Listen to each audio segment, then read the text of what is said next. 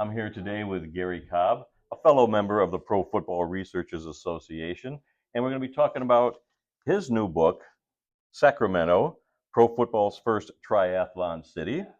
And Gary, is this your first book that you've written? No, it's my first published book, Okay. but it's not my first book. My first book is this one, Thanksgiving football, Buffalo style, Hmm. and it details every game Buffalo played on Thanksgiving. The Buffalo Bills. The Buffalo Bills. I Well, see. no, it also has the All Americans. It Oh, has the Indians. It has the all the different leagues. original Bills from the All America Conference, and just offhand, there's 23 of them. Cool. So Very it nice. goes all the way from 1915 all the way to the last game. Excellent. So, what was the inspiration for this book that we're going to talk about I today? was writing, I was going to just do a brief story about the three teams in Sacramento, Hmm. the gold miners, the surge, and the attack. And as I started to do the brief story for publication I write for, I'm like, no, there's too much information here to put into just a 2 or 3 part story. Mm. There's over 70 records and milestones in the book alone. Hmm. And then there's, you know, details about how the attack, which was the arena team, even got started and all the trouble they had just to play it one season. Hmm. So, Okay. and the book details from the surge from 91, 92 in the World League, and then it goes to the attack in 92, and then it goes to the gold miners in 93, and ends with Sacramento, or San Antonio, Texan, where Sacramento moved. Right. And then there's a brief thing at the end about the mountain lions from the UFL, Okay. the original UFL. Okay. So what made each of these teams unique, other than the fact that they all played in Well, Sacramento? they all played in Sacramento. The Surge had trouble even landing a team, and then they finally landed the team. The Surge became the first American team to win the World Bowl, then turned out to be the only American team to win the World Bowl. They were the only one to play in the World Bowl. And then there was also, they set a record for the longest flight to play one game Oh, when they really? flew from Sacramento to Frankfurt, Germany. Wow. you know, and it details all the long games, like in the World League when they had the team in you know Hmm. down in the 50th state. I have trouble with that. And then when they shows all the records then from the original AFL, from when Boston traveled to San Diego, and shows all Mm. the distance, so to prove that they have the longest record. Yeah. So you did a lot of research for Yeah. this book. And then the attack had even more trouble. They were the original Denver Dynamite. They were Okay. sold, and the owner moved them to LA. He wanted to call them the Wings, but the Wings were already a copyright name by the Bicycle Club. Hmm. The Bicycle Club threatened to sue them if they didn't drop the name. So the league gave the owner a month to come up with a name, and he didn't come up with it. He just dropped the team. So Hmm. the league took it. They had trouble in LA, so they moved to Sacramento. Hmm. And then after the World League folded, Freddie Anderson was one of the people who wanted to keep football going. So he approached Larry Smith, president of the CFL, and said, "Can I have a team?" And they looked into it. They said, "Yeah." Him and Larry Benson, brother to Tom Benson. Hmm. So that was the Sacramento gold miners That then. was the Gold Miners. And the Gold Miners became the first American team to play a regular season CFL game. Hmm. Because I say CFL game because of in the 50s and 60s they had the NFL, AFL, Right. They played and some CFL, exhibition yeah, games against exhibition each games, other. Right. but they were the first team to play in the CFL. Okay. Yeah. Okay. So you are also, among everything else, writing books and doing all this research. You're also the curator of the Arena Football League Buffalo Destroyers Museum. Yes. You've got the hat, you've got the shirt. Talk a little bit about some of the things you brought here to The display. first thing is a very, very rare leather jacket. And I found out that was actually team issued by talking to that coach of the cheerleaders, Mm. bombshells.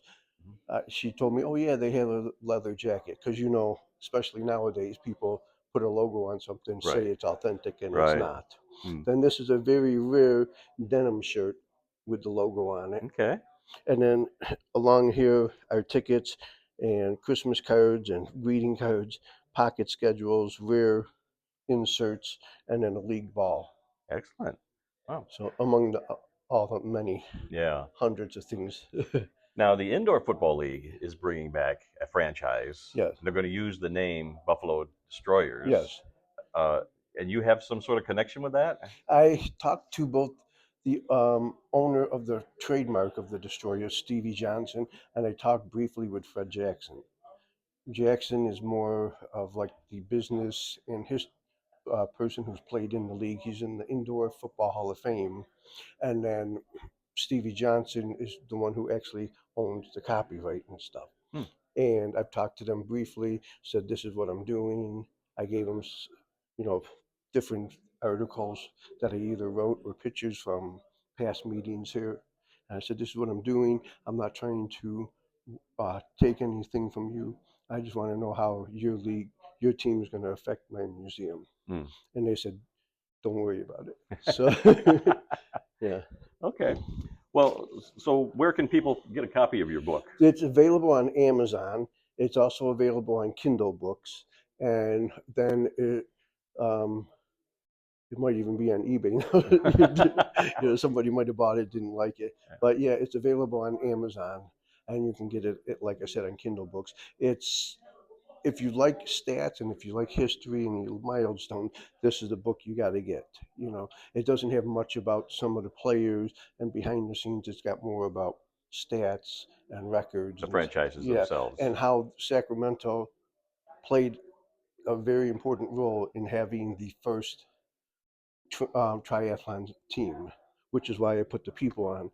But the colors match all the The team colors, colors the of team the three colors, teams. Okay. and it's because all the stuff that had to fall into place just for this milestone to happen Wow. is just amazing. That it's Okay. just a whole bunch of facts.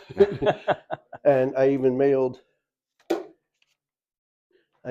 a copy of the book to Larry Smith, president of the CFL at that time, and he enjoyed the book. He said he especially was drawn at first to the CFL part, which Sure. which is understandable. Sure. And people don't even realize how close he came to having his vision. Hmm. He had a 20-team vision with 10 in the States and 10 in Canada. And he had the 5 teams that played in 95, and he had like 7 cities lined up. He had Wow. Milwaukee, Hartford, St. Louis, and St. Louis was backed by one of the St. Louis Blues players. So they were legit. Hmm. Then, of course, you had the Miami Manatees, which were supposed to be playing, and then didn't play, then played. so, um, so he came very close to getting the vision, and people don't realize that.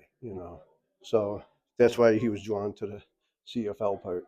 So, So, if you are a fan of the NFL and NFL Europe or World League of American Football in or the Arena League, Canadian Football League and Arena Football, it's all in one book because it was all in one city over the course of, well, I think it was 1991 to 1994 yeah, was but the the main time part frame. of the triathlon was 92 to 93. Okay. And even though there was the gap between the Arena Football playoffs and when the gold miners first started, the gap didn't.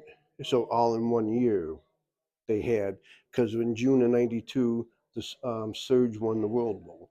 In August of '92, the Attack played their only playoff game, and then in '93, in June, is when the gold miners took over. So in less than a year, all 3 of these cities Wow. played, and that's Okay. why it's a triathlon. Okay.